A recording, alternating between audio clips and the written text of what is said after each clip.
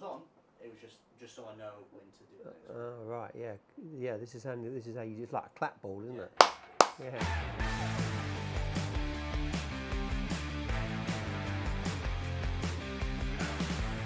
Okay, my name is Paul Payne from South Church Jewellers, Southend-on-Sea. This demo is to basically lasering up a bolt ring. So quite often you'll find bolt rings that are open bolt rings, and sometimes they're closed, but mostly they tend to be open. Now, quite often, you know, you might have a chain which is strong, but if the bolt ring's open, that's the weakest point. What's the point of having an open bolt ring is my point.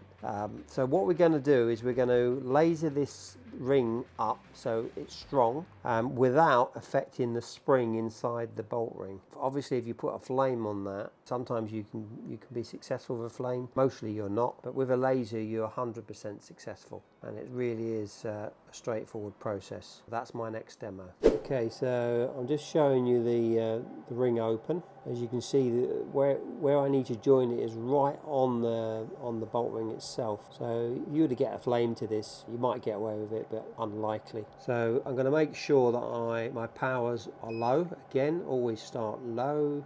So I'm going to start around about 0.8. My spot size is going to be 0.2. Frequency, I'm starting on 1. Sometimes if you really want to be delicate, you can start on half.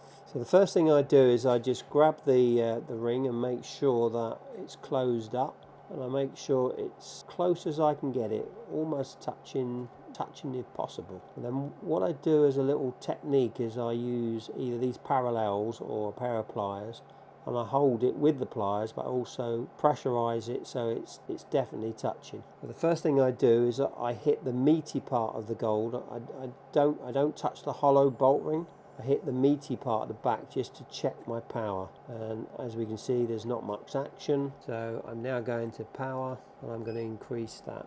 So I'm now increasing that to 12, 1.2, and then see what sort of action I get. And you can see that's perfect action. And I don't know if you can see, but you can see where it carbonates sometimes. Well, I like that because it's black, and when it's black, the laser loves it. So I move it around, just go all the way around it. So on the inside, like so, make sure it's tidy, and there we have it, a soldered bolt ring, just to prove that it still works.